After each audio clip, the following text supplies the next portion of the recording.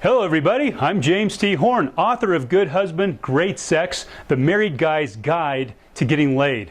I promise to share with you one thing, and that if you do this one thing, you will see a measurable increase in the passion and sex in your marriage. This one thing is based on my personal experience, research, and interviews with women. First, I want to start with the question of questions.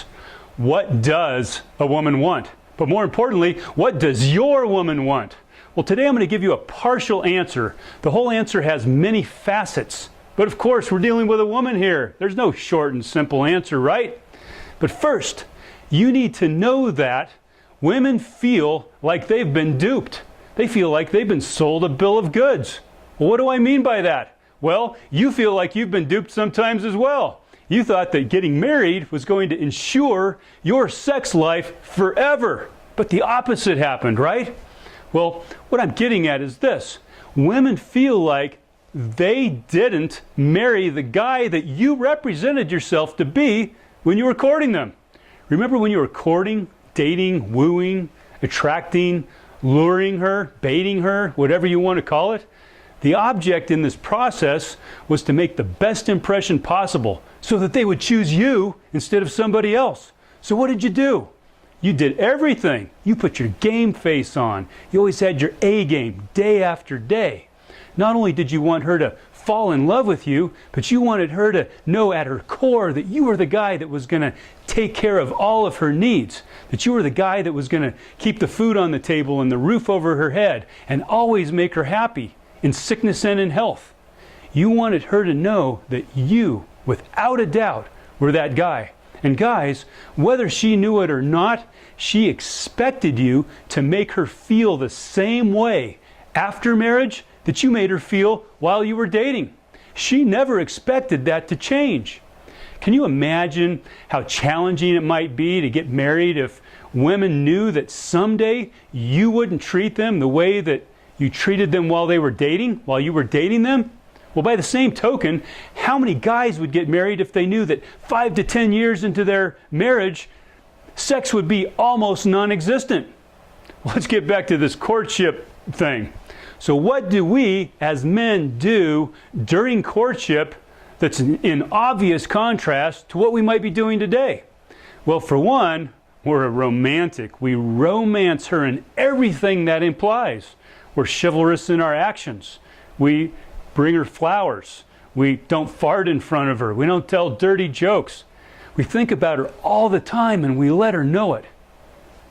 We treat her like a prize to be won.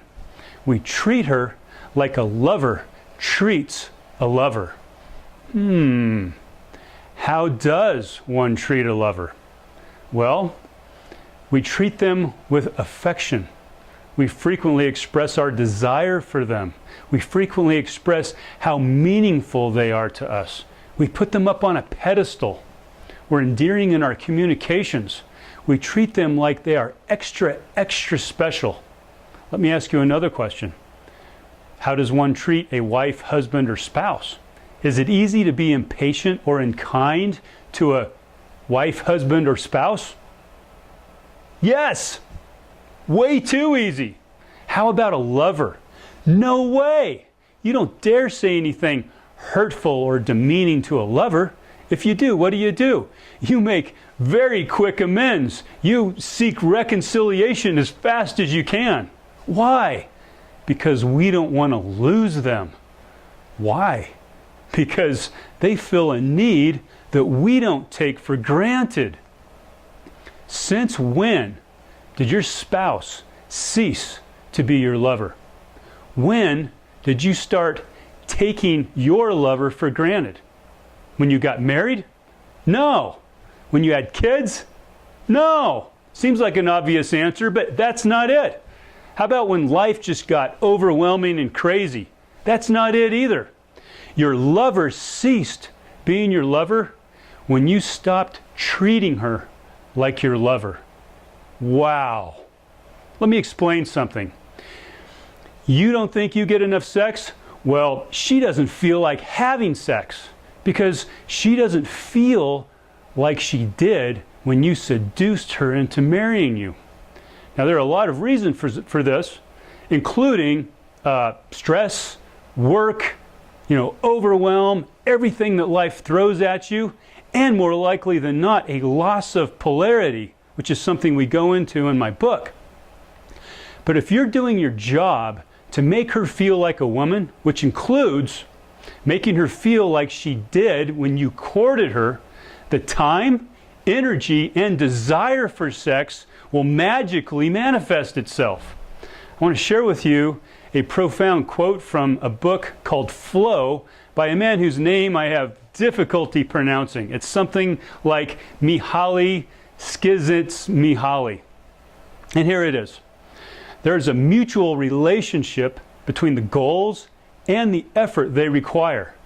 Goals justify the effort they demand at the outset, but later it is the effort that justifies the goal. One gets married because the spouse seems worthy of sharing one's life with. But then unless one behaves as if this is true, the partnership will appear to lose value with time. The effort, my friends, justifies the goal. In other words, the process manifests the desire. Unless you behave as if your wife or husband is worth pursuing and having, your desire for them and them for you will diminish over time. So listen to me. You want to be worshiped. She wants to be adored. You get your sense of connection from having sex. She wants a sense of connection before having sex. She wants to be pursued. She wants to be wanted. She wants to be courted. You say, hey, I did that already. I pursued, I conquered, got the job done, right? Wrong. She wants to be pursued forever. You're probably thinking, fuck, this isn't what I signed up for. Well, guess what? It is what you signed up for. So bottom line, guys, if you want more sex, you need a lover. Bring out the lover in your wife by treating her like a lover. Start focusing on what you love about her and letting her know it. Take a load off her shoulders and give her some breathing room. Give her a call in the middle of the day and let her know that you just wanted to hear her voice. See how she's doing. Stop and get her a card. Buy her a chocolate and put her on her pillow, expecting nothing in return. Stop alongside the road. Pick some wildflowers. Arrange an afternoon at the spa while you take care of the kids. Tell her you think she's smoking hot and mean it. Touch her often, but not always in a sexual way. Listen, and I mean really listen to what she has to say. It may not seem important to you, but it's really important to her. Let her know that the next time you make love, you want to focus on her. You want to connect with her. And it's not just about the sex. Treat her like the woman of your dreams, and she'll respond to you in like kind. Right here, though, I want to insert a caveat to all this loving and romanticizing. All these things I'm suggesting to do they're just suggestions, and they shouldn't be done in any predictable pattern. Here's why. There's a big difference between love and passion. There's a big difference between love and sensuality, love and eroticism. Love is not desire, desire not love. The two are very different things. Most of us have love in our relationships to some degree. You love your spouse. You may not talk to them, you may not have sex with them, but you love them, right? We may even have intimacy with them, but what we don't have is sex. Many of us have the sex, but the sex is boring as hell. So what's the deal? Passion, sensuality, and eroticism, they come from a lack of familiarity between two people. Do you see the dilemma here? The unsolved mystery between you and your woman in the beginning is what created the desire between you. It's what magnetized you together. Getting laid is not about increasing the love. It's about increasing the desire between you. And desire comes from liking what you see, being intrigued by what you see, being curious about what you see, and being curious about what you don't see. You see, it's what's left to the imagination that incites the sexual tension that we know as desire. So here's the thing that most guys miss when they're attempting to re-engage their wives through romance. And it's this. Now that you've been married for who knows how long, your wife knows you like the back of your hand, her hand. She's been there, done that. She's kind of bored with you maybe. You're predictable, and the predictability takes the magnetism, the mystery, and the eroticism out of the relationship. I mean, when you were dating, at least in the beginning, she didn't know what she was going to get. She didn't know where you were going to take her to dinner, didn't know when you were going to call next, didn't know if she was going to gel with you, didn't know when you'd make the call for the move for the first kiss, didn't know if you were looking just for sex or you really were interested in a long-term relationship. Didn't know what the next romantic gesture was going to be.